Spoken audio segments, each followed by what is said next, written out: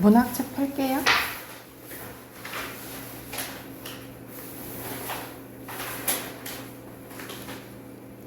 124쪽이에요. 124쪽.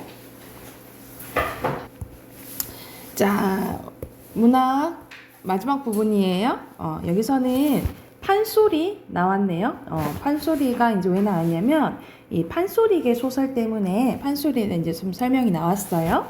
자, 판소리는요, 창자한 사람이 북을 치는 고수의 장단에 맞추어 서사적인 이야기를 소리와 안일이 그리고 발림을 곁들여서 구현하는 예술 중에 하나라고 생각하면 되는데, 민간에서 구전되는 이야기를 바탕으로 하기 때문에 대부분 근원설화를 가지고 있어요. 우리 저번 시간에 설화 잠깐 했었지? 입으로 전해진 이야기죠? 그 이야기로 만들어졌다라고 생각하시면 되고, 이 판소리를 글로 적어서 엮은 대본을 뭐라 하냐면 판소리 사설이라고 합니다. 판소리 사설. 이 판소리는 어떻게 이루어져 있냐면 노래인 창, 그래서 장단이 있어요. 가장 느린 게 이제 진양 쪽. 그 다음 더 빠른 거 중무리, 그리고 더 빠른 거 잦은무리, 이렇게 생각하시면 되고, 그리고 안일이는 말로 창을 하는 중간중간에 이야기하듯이 막 말하는 부분을 안일이라고 하고요. 그리고 발림은 소리의 극적인 전개를 돕기 위해서 몸짓이나 손짓이나 동작을 발림이라고 해요. 발림. 그리고 추임새는 고수가 탁 치면서 얼쑤 좋다 이렇게 하잖아, 그치? 그 부분이라고 생각하시면 되겠죠. 그래서 창, 안일이, 발림, 추임새 이렇게 이루어져 있다라고 생각하시면 되고, 이 판소리를 기반으로 쓰여진 소설을 판소리계 소설이라고 해요. 그래서 말 그대로 노래가 들어가는 거잖아요, 그치? 그래서 운율이 들어가요. 그래서 사음보 율문체 나와 있죠. 사음보 율문체 운율이 느껴지는 거다라고 생각하시면 되고요. 특정 장면이나 인물을 부각하기 위해서 일부를 극대화해서 제시한 부분이 있거든요. 그러니까는 한 줄로 끝날 수 있는 장면을 엄청 자세히 표현하는 경우가 있어요.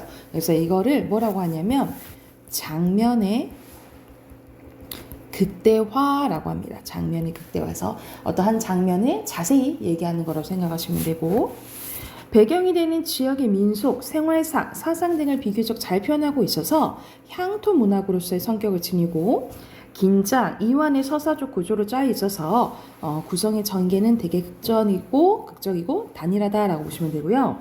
지배계층의 횡포와 부패를 폭로하고 그들의 위선적인 생활을 고발하기 위한 방법으로 해학과 풍자가 드러난다라고 보시면 돼요. 그래서 대표적인 게 춘향전, 흥부전, 토끼전, 심청전, 춘향전 이런 것들이 다 판소리계 소설이라고 보시면 됩니다. 그래서 옆에 예시가 나와 있네요. 흥부전입니다. 스토리는 알겠지만 한번 봐볼게요. 전라도와 경상도의 접경에 심술 고약한 형 놀보와 착한 아우 흥보가 살았다. 놀보는 부모님의 유산을 독차지하고 흥보를 내줬고, 흥보는 매품팔이까지 해보지만, 그러니까 할 수 있는 일을 다 하는 거예요. 가난에서 벗어나지 못한다. 어느 봄 흥보는 다리가 부러진 제비 새끼를 치료해주고, 다음에 그 제비가 흥보에게 박실 하나를 물여다 줍니다. 하면서 여기서는 기역 부분에 들어갈 거 여기서 이제 보이죠? 기억에 들어갈 거는 뭐라고 생각을 하시면 되냐면 가장 느린 거 이렇게 나오지, 그치? 여기는 느린 거 나오는 진양 쪽 보이고요. 기억에 들어갈 거는 뭘까? 말하는 부분이지, 그치? 이야기들 말하는 부분이죠. 그럼 뭐라고 쓰면 될까요?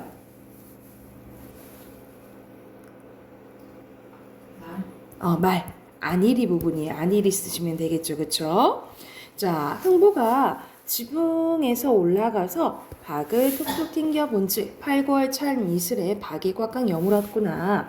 박을 따다 놓고 흥보 내에 자식을 데리고 톱을 걸고 박을 타는데 하면서 지금 이제 천천히 진양 좀 천천히라 했지. 그래서 지금 박 써는 장면이라고 생각하시면 되고, 나와봐 볼게. 두 손을 비비면서 꿇어 엎드려 설깨우니 놀보고 생각한즉 저놈의 하는 양이 빌어먹을 먹기 투가 나서 달래서는 안 갈테어 주어선 또 올 테니 죽으면 굶어 죽지 맞아 죽을 생각을 없게 하는 수가 옳다고 부잣집 바람벽에 도적 방비하는 철퇴 철편 그리고 마상도며 단단한 몽둥이를 오죽 많이 걸었건다. 그 중에 단단하고 손잡이 좋은 몽둥이 하나를 내려 손을 들고 엎드려 오는 볼기짝 후려쳐 딱 때리고 추상같이 호령한다. 하늘이 사람 넷째 정한 본복 각기가 있어서 하늘이 사람한테 각기 정한 분수가 있다 이 말이야. 그래서 잘난 놈은 부자 되고 못난 놈은 가난하니 내가 이리 잘 살긴 네 복을 빼앗았느냐? 뉘게다가 떼쓰자고 이 흉년에 전곡조소 모간으로 소리라며 눈물방울 뿌리면 네가 네 장기에 내가 속을 줄 아느냐? 조금 지체하다는 잔뼈를 찾지 못할 때니 속속 출문 어서 가라 하면서 여기서는 흥부가 놀부한테 이제 조금 먹을 거 좀 달라고 온 거야. 그래서 너한테 줄 거 없다 하고 이제 매타작하는 거예요. 그래서 여기서는 대표적으로 몸짓과 함께 소리를 하는 판소리라고 보시면 되고, 그리고 상급 계급의 한문투가 드러나 있다라고 보시면 돼요. 그러니까 한문투가 우리 일상적으로 하는 우리 말이랑 섞여져 있다라고 보시면 되고, 여기서는 나의 소설이 지닌 특징으로 적절하지 않은 것은 소설이잖아, 그치?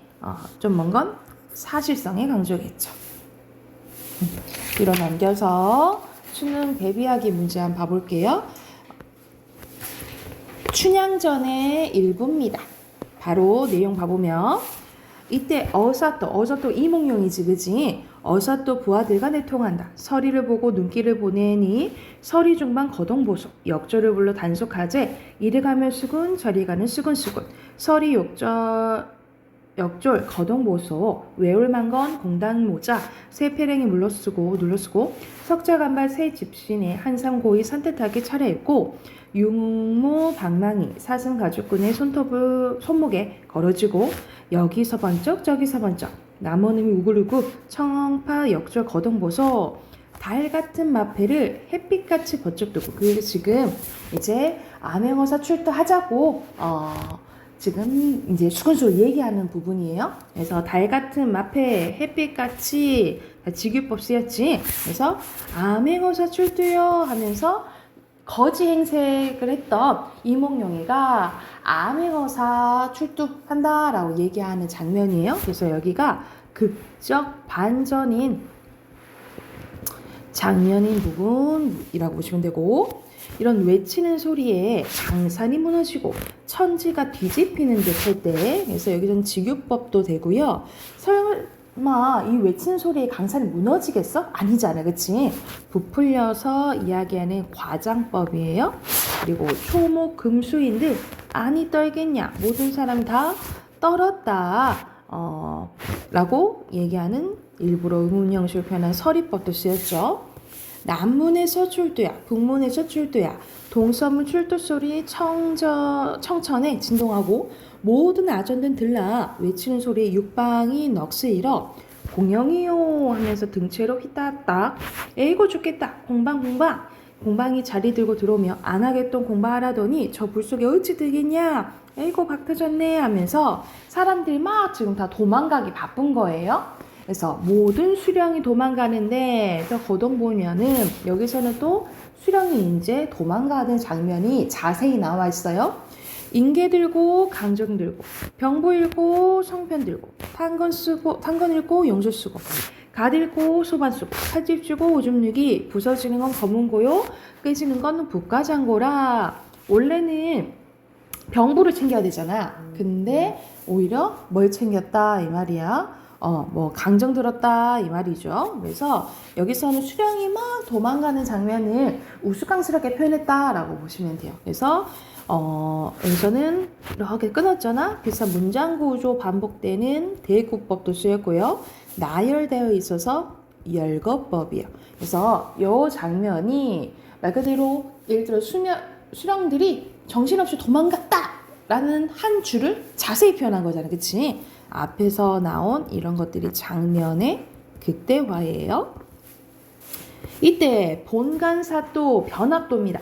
똥을 싸고 멍석, 구멍, 생지, 눈 뜨듯하고 안에 들어가면 뭐라 하냐면 추워라, 문 들어온다, 바람 닫아라, 물 마르다, 목 들여라 라고 얘기를 해.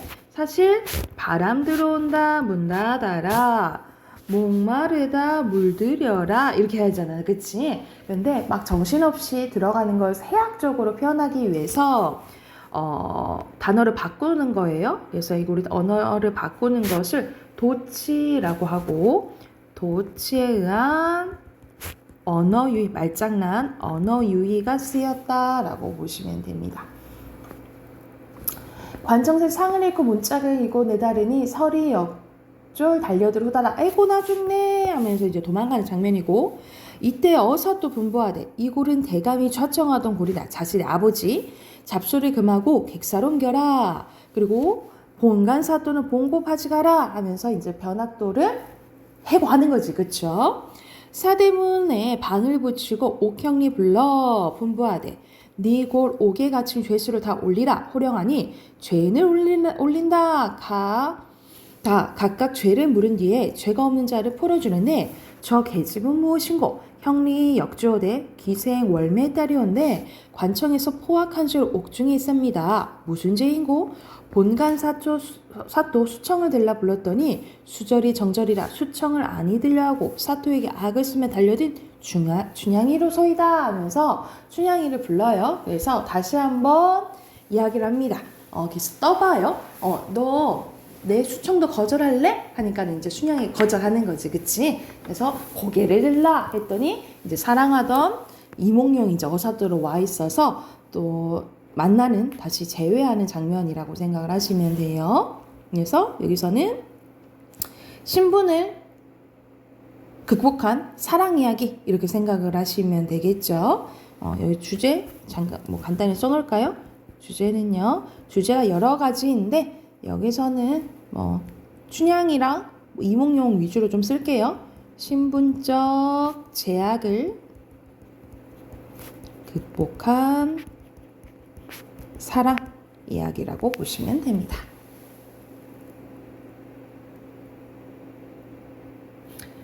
해당하는 문제 옆에 네 문제 있죠? 바로 풀어볼게요.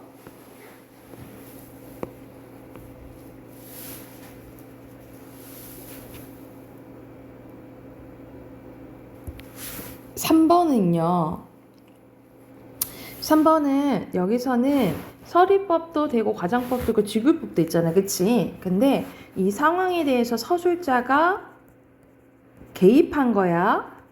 그래서 서술자에 개입하는 거 우리 같은 말로 배웠죠? 그 부분 쓰시면 돼요.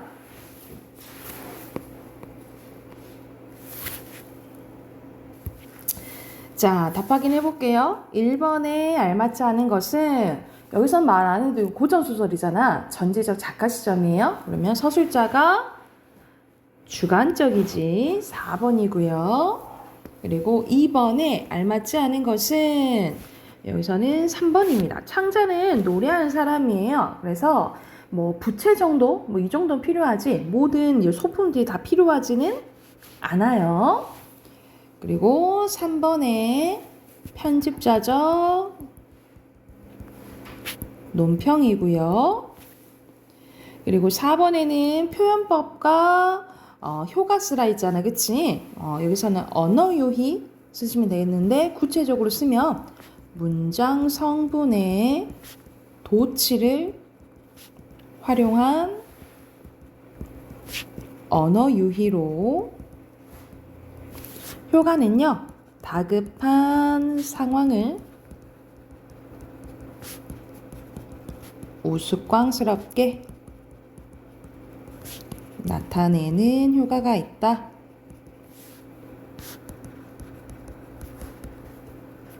이렇게 쓰시면 되겠죠. 됐나요? 자, 마지막 한 장 더 해볼게.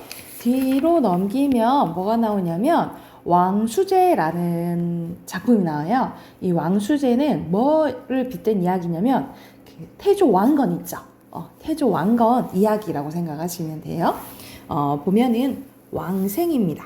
왕생은 태어나자마자 부모를 잃고 양어머니의 보살핌 속에서 자라나요. 어려서부터 뛰어난 능력을 지녔던 왕생은 중국 외교사절단 일원이 되고 중국으로 가던 중 용왕의 딸과 만났대. 말도 안 되지, 그치? 비현실적인 이야기죠. 혼이 나게 됩니다. 이후 왕생은 용궁을 떠나 송악산 아래에 자리를 잡게 돼요. 그래서 여기서는 전체적으로 비현실적인 요소가 나오고요. 그러던 어느 날 쑥비로 만든 두건에 베옷을 입은 도사한 사람이 손에 육 한 장을 들고 어깨에 바랑을 메고 와서는 왕생에게 절을 합니다. 뉘시오, 저는 산인입니다. 산수를 좋아해서 기러기가 남북으로 오가고 뜬구름이 동서로 흘러가는 것처럼 사방을 유유히 다니고 있죠. 그러다 이곳에 이르러 대개집터를 보니 참으로 천하의 명승지가 아닐 수 없습니다. 1년에 성인이 태어나시어 이 나라의 주인이 되실 1년 안에 성인이 태어나서 이 나라의 주인이 되실 것은 틀림없습니다. 주인장께서는 소중히 잘 기르시기 바랍니다. 저는 3년 뒤에 다시 찾아뵙겠습니다. 참으로 위험천만한 소리군요. 부디 그 말을 입 밖에 내지 말기 바라오. 그런데 그대의 성명을 알 수 있어? 제 이름은 도선으로 중국 사람 일행의 제자입니다. 하면서 도사가 저라고 물러갔다. 왕생은 도사의 말을 듣고 혼자 속으로 기뻐하며 큰 자부심을 가졌대요. 왜냐하면 자기 아들이 왕이 된다 하니까, 그지?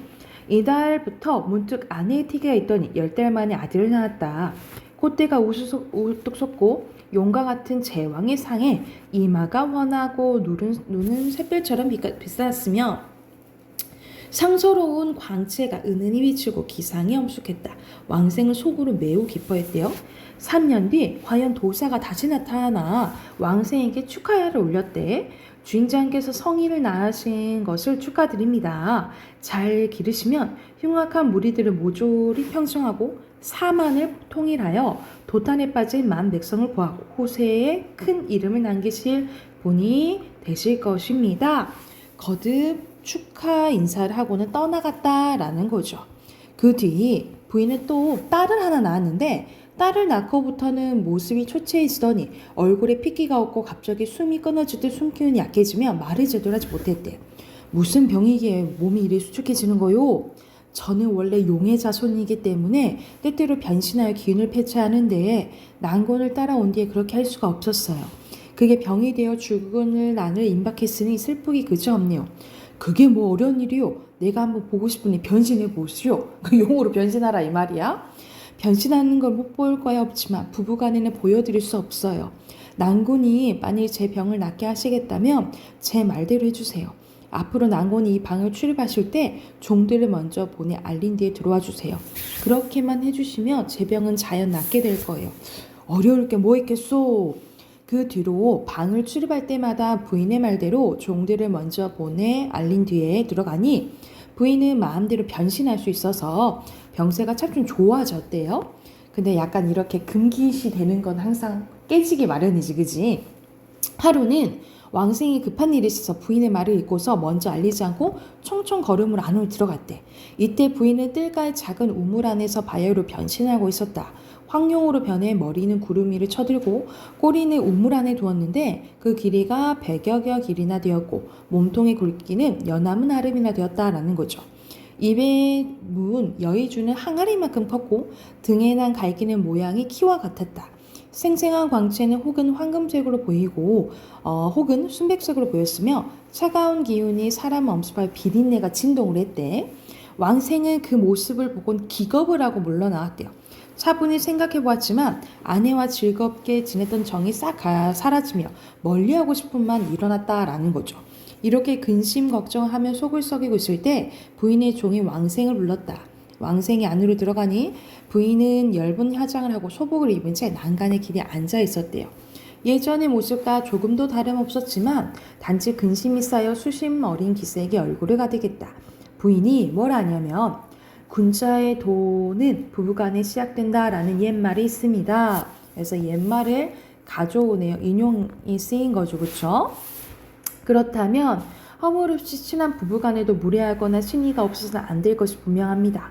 그런데 지금 난군께서 아무 통보도 없이 중문 안으로 들어오셨으니 이는 무례한 일입니다.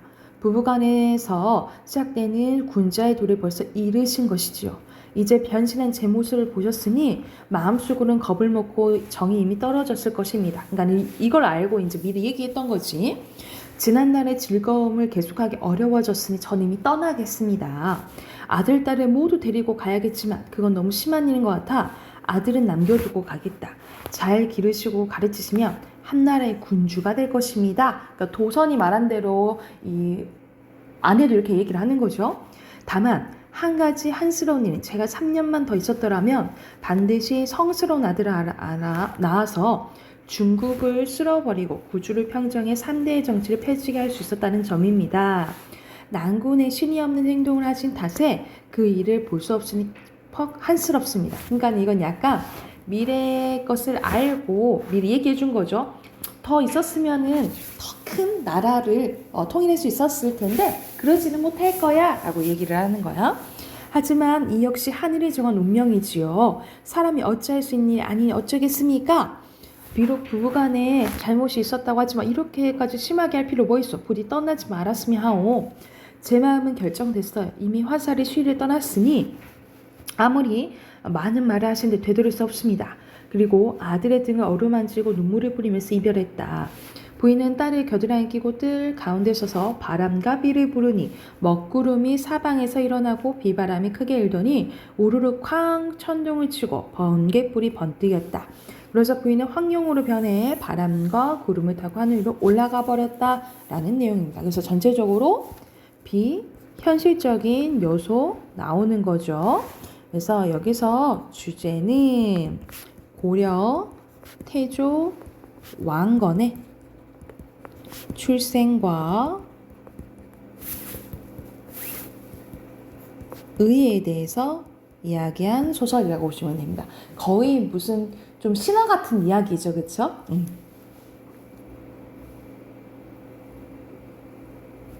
옆에 두 문제 바로 풀어보세요.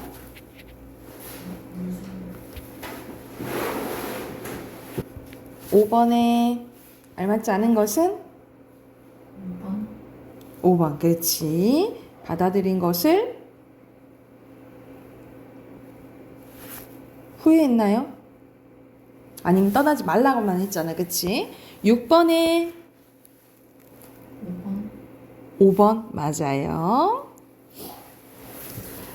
오케이, 끝났어요. 분하게 끝났습니다. 우리 독서 하나 풀까요? 독서 하나 풀고 쌤이 끝내줄게요.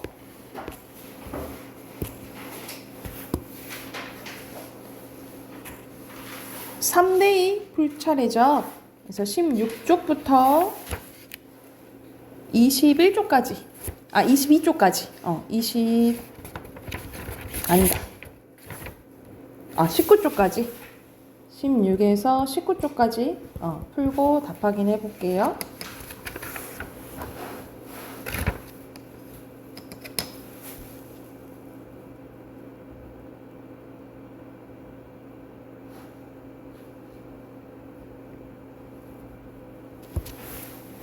자, 빈칸 넣어보면 첫 번째는 플라톤이고요.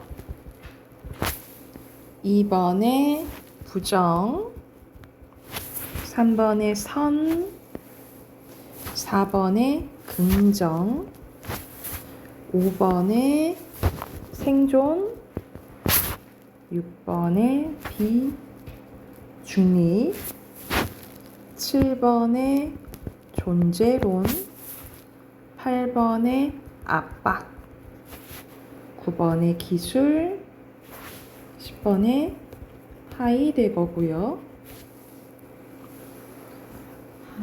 하이데거요. 그리고 1번에 시간, 하이데거. 그리고 2번에는 하이데거가 기술이 인간을 위협하는 도구가 될 수 있다고 본 이유에 대해서 쓰라고 했잖아요. 하이데거의 생각이 나온 부분은 마지막 문단이죠. 그래서 어디 부분 쓰시면 되냐면 기술이 더 이상 인간을 위한 도구가 아니라 인간으로 하여금 세계를 특정한 방식으로 보도록 압박하는 존재이기 때문이다. 이렇게 쓰시면 되겠죠. 뒤에 서술어만 좀 바꿔서 쓰시면 돼요.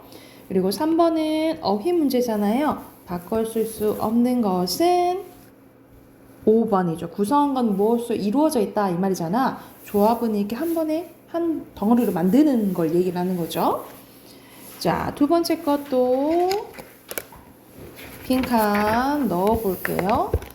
음악과 관련된 거네. 1번에 오선, 2번에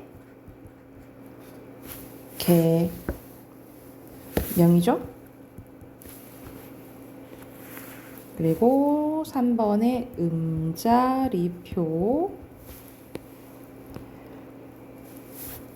4번에 앞, 5번에 저음, 6번에 낮은 음자리표, 그리고 7번에 중앙, 8번에 고음, 9번에 종류. 자, 4번에 내용 일치 문제네요. 여기서 알맞지 않은 것은 5번이에요. 5선의 변화 과정 없고, 5번에 알맞지 않은 것은 그 5문단 봐보면, 먼저 3문단 봐볼까요? 3문단 보면 3문단에서 가장 오래된 게 낮은 음자리표라 했고, 그리고 5문단 보면 높은 음자리표는 가장 나중에 생겼다 그랬어. 그치? 그래서 여기 순서를 보면 알맞지 않은 건 3번인 걸 알 수 있겠죠. 그리고 A 부분을 보면은 C가 중앙 부분이 1번 줄에 걸리면 1번 줄에 C4가 된대요. 그래서 여기서 1번 줄에 걸렸잖아. 그치? 그러면 여기가 C4가 된다는 소리야. 그쵸? C4가 된다는 소리야. 근데 1문단 보면은 C는 어디에 해당돼요? 도에 해당되죠. 그쵸? 그러면 답은 4번이 되겠네요. 됐을까요? 정민이 문법 숙제 해왔어요? 다음 주까지 해오세요. 한정밖에 안 되는데, 알겠지? 다음 주에 해오시고, 그거랑 단어 써오시면 돼요. 아셨죠? 여기까지 합시다.